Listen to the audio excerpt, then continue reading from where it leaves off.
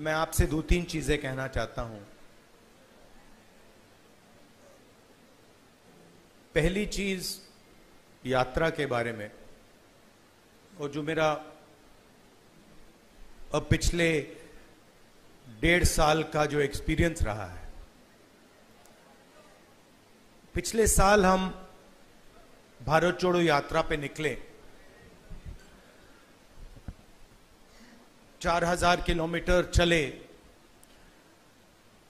कन्याकुमारी से कश्मीर, और हम सबको, मुझे तो पहली बार हिंदुस्तान को नजदीकी से देखने का मौका मिला। मेरे दिमाग में एक हिंदुस्तान था, एक इंप्रेशन था, और जैसे ही मैं चलना शुरू किया, वो इंप्रेशन टूटता गया, बदलता गया, और अंत में जब मैं कश्मीर पहुंचा, मेरा रियलाइजेशन ये था कि जिस चीज को मैं हिंदुस्तान मानता था वो एक्चुअली हिंदुस्तान था ही नहीं। वो मेरे इमेजिनेशन का हिंदुस्तान था, अनइन्फॉर्म्ड हिंदुस्तान था। और ये जो मैं हिंदुस्तान भारत जोड़ो यात्रा में जिसको देखा है, ये भी एक प्रकार से अनइन्फॉर्म्ड हिंदुस्तान है। ये पहले वाले हिंदुस्तान से बेहतर इन्फॉर्म्ड है, मगर ये भी हिंदुस्तान की समझ नहीं है, सुपरफिशियल है। मगर उस यात्रा में दो चीजें बड़ी क्लियर थी। एक कि हिंदुस्तान नफरत का देश नहीं है, मोहब्बत का देश है। और इस देश में, इसके डीएनए में रिस्पेक्ट, मोहब्बत, ये बहुत गहरा है। तो चलते चलते मेरे दिमाग में यह सवाल आना शुरू हुआ कि अगर यह नफरत का देश नहीं है, यह पहला देश है जिसने इंडिपेंडेंस की लड़ाई मोहब्बत से लड़ी, और कोई देश है ही नहीं। मतलब कहते हैं कि civil rights movement, Gandhi ji की फिलॉसफी, उसने गांधी जी की फिलॉसफी का प्रयोग किया, मगर जो उनको डायरेक्शन किसने दिया? उनको डायरेक्शन गांधी जी ने दिया, हिंदुस्तान ने दिया। साउथ अफ्रीका में मैं गया था, मंडेला जी ने मुझे यही कहा कि हमें जो औजार दिए गए, हमारी फ्रीडम स्ट्रगल के जो औजार दिए गए, वो अफ्रीका के औजार नहीं थे, वो आपके औजार थे, हिंदुस्तान के औजार थे, और वो औजार हमें गांधी जी ने दिए।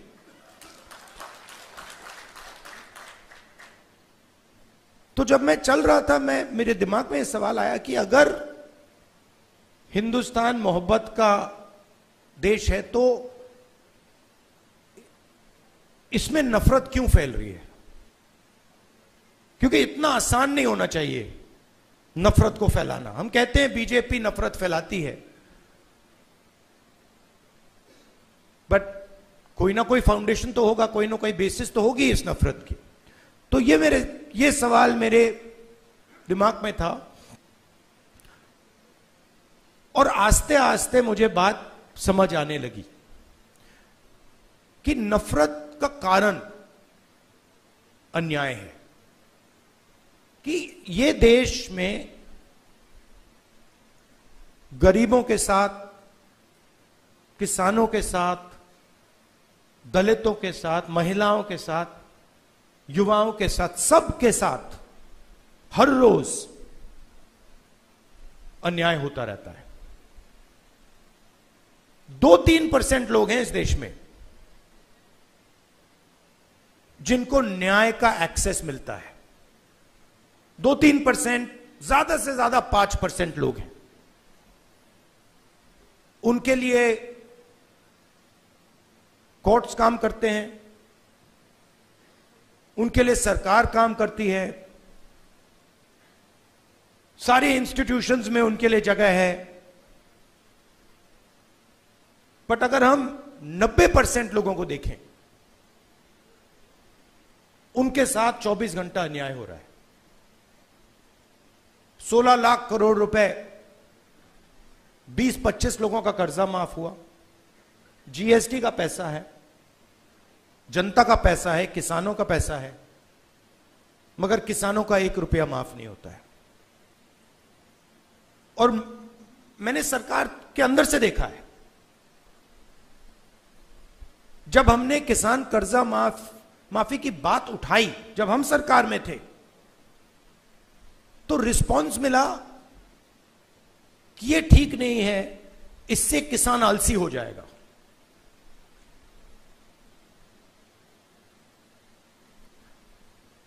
मनरेगा से गरीब व्यक्ति की आदत बिगड़ जाती है। मतलब वो काम कर रहा है, उसको आप उस काम के लिए पैसा दे रहे हो और उसकी आदत बिगड़ रही है। और दूसरी तरफ 20-25 लोग हैं, उनका 16 लाख करोड़ रुपए माफ हो रहा है, उनकी आदत नहीं बिगड़ रही। वो उसको पता नहीं विकास कहते हैं, डेवलपमेंट कहते हैं, प्रोग्रेस कहते हैं, पता नहीं क्या कहते हैं। तो अगर आप हिंदुस्तान के धन को देखें और उसको ट्रैक करें तो आपको दिखेगा कि ये जो सोने की चिड़िया कही जाती है, इसका पूरा का पूरा धन किसानों से, युवाओं से, दलितों से, आदिवासियों से, पिछड़ों से छीनकर ये 20, 25, 50, 200 कितने लोग हैं, ज्यादा नहीं है, इनके ओर फनल होता है।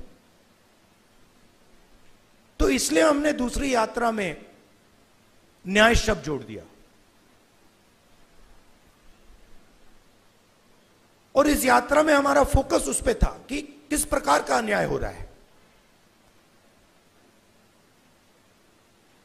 और हर कदम पे स्टूडेंट्स के पेपर लीक हो रहे हैं, किसान को एमएसपी नहीं मिल रही, मजदूर को मिनिमम वेज नहीं मिल रही, छोटे व्यापारियों को जीएसटी से दबाया जा रहा है। मतलब हर स्टेप पे, हर कदम पे लोग आ रहे थे, कह रहे थे हमारे साथ ये हो रहा है। मगर कंबाइंड कॉन्शियसनेस नहीं है। एक व्यक्ति कह रहा है मेरे साथ अन्याय हो रहा है। मेरे पास छोटे व्यापारी आए गुजरात में, उन्होंने कहा कि जीएसटी से, नोटबंदी से हमें बहुत चोट लगी। मगर उसी डिस्कशन में जो किसान के साथ हो रहा है वो उनको दिख नहीं रहा है, वो देख ही नहीं पा रहे हैं। तो मेरे खिलाफ जो अन्याय हो रहा है वो मुझे दिख रहा है, मगर मेरे भाई के साथ जो हो रहा है मुझे दिख नहीं रहा है।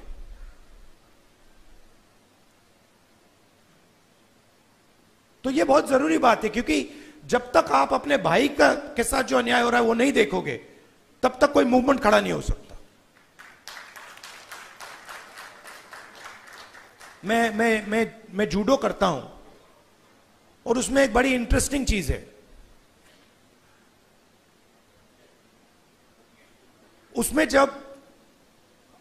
उसमें जमीन पे गिरना पड़ता है, फेंका जाता है व्यक्ति को। तो जब पहले व्यक्ति शुरू करता है तो वो अपने आप को प्रोटेक्ट करने की कोशिश करता है। जमीन पे गिरोगे तो फिर आप अपने आप की रक्षा करते हो। फिर थोड़ा एडवांस्ड होता है, फिर उसको बात समझ आती है, वो जमीन की रक्षा करना शुरू कर देता है।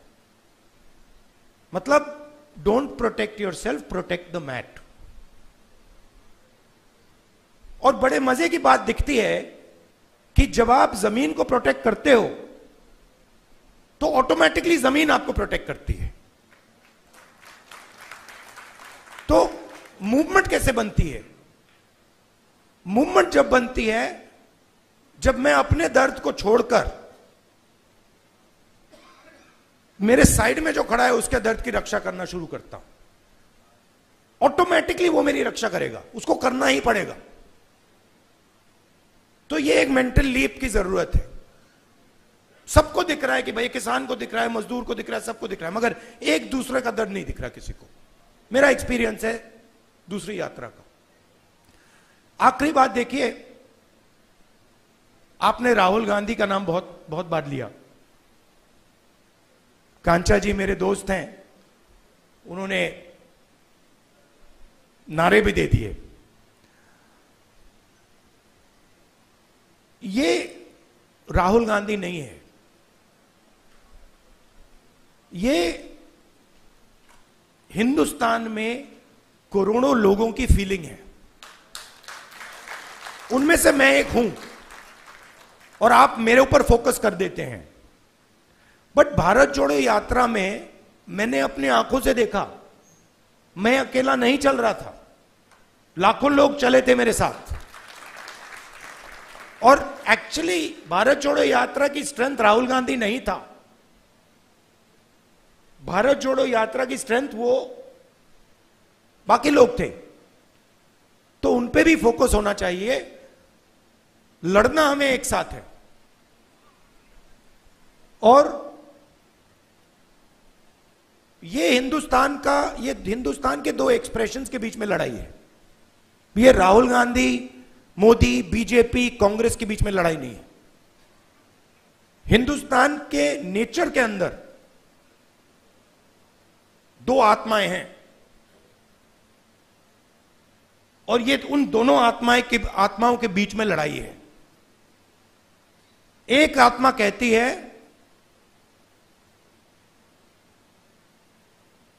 कि हिंदुस्तान बीच से चलाया जाएगा, ऊपर से चलाया जाएगा और सारे लोग ऊपर देख के ऑर्डर लेके इस देश को चलाएंगे। और ये एक सोचने का तरीका है हिंदुस्तान में। बहुत सारे लोग इसको मानते हैं, एक्सेप्ट करते हैं। और एक दूसरा तरीका है कि हिंदुस्तान को डिसेंट्रलाइज तरीके से हिंदुस्तान के सब लोगों को सुनकर चलाया जाएगा, जिसको हम, अगर आप धार्मिक तरीके से बोलना चाहते हैं, शिव की बारात बोल लीजिए। कि सब लोगों को जगह देके निर्णय लिया जाता है। जैसे योगेंद्र यादव जी अभी बैठे हैं, बड़ी इंटरेस्टिंग बात आपको बताऊं। 3-4 महीने पहले इन्होंने हमें कहा, देखिए हमें ये जो गारंटीज हैं, हमें क्लियरली बता देना चाहिए देश को कि इंडिया गठबंधन आएगा तो क्या करेगा। और आज मैंने इनसे पूछा कि आप बताइए, ये जो हमने गारंटीज देश के सामने रखी हैं, इससे आप खुश हैं?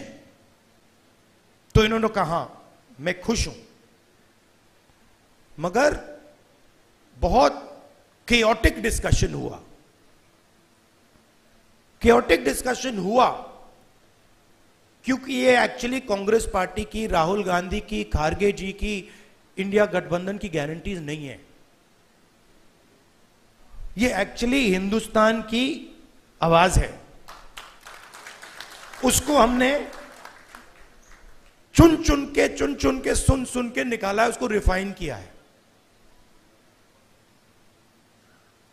बीजेपी ये काम कर ही नहीं सकती क्योंकि उनका तरीका सेंट्रलाइज है, ऊपर से बोलते हैं। नरेंद्र मोदी जी रेडार की बात करेंगे, सब कुछ नरेंद्र मोदी जी से निकलता है। उनके विजन में और आरएसएस के विजन में ज्ञान एक व्यक्ति के पास है। किसान के पास ज्ञान ही नहीं है, मजदूर के पास ज्ञान ही नहीं है, बेरोजगार युवा को कोई समझ नहीं है। आईआईटी की डिग्री है तो पूरी दुनिया को समझ गया। यह थिंकिंग है।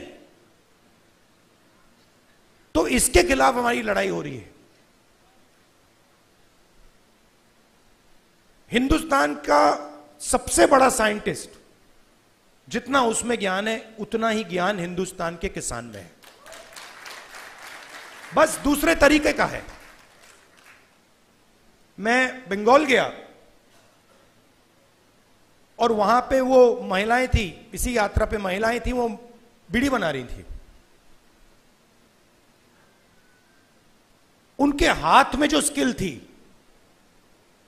बीड़ी बनाती थी वो, उनके हाथ में जो स्किल थी मैंने अपनी जिंदगी में कभी पहले नहीं देखी। मैंने ट्राई किया, मतलब एक बीड़ी मतलब मैंने रोल करने की कोशिश की, नहीं हो रही थी मुझसे।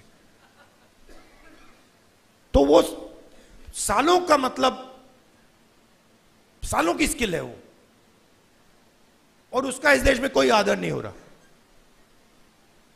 उस महिला को आप फाइनेंशियल सपोर्ट दीजिए, उसकी मदद कीजिए, मेक इन इंडिया उससे करवाइए और फिर देखिए क्या मजा आता है। तो ये दो अलग तरीके की सोच की लड़ाई है। इसमें हम सब एक साथ लड़ रहे हैं। बहुत अच्छा लग रहा है और घबराने की कोई जरूरत नहीं है। ये आप मत सोचिए कि बीजेपी आ गई, कॉन्स्टिट्यूशन को खत्म कर देंगे, ये कर देंगे, कुछ नहीं, इनमें इतना दम नहीं है, ये नहीं कर सकते। ये इन्होंने मीडिया को कैप्चर कर रखा है, ये आवाज बहुत करते हैं, मगर सच्चाई और हिंदुस्तान हमारे साइड है। धन्यवाद।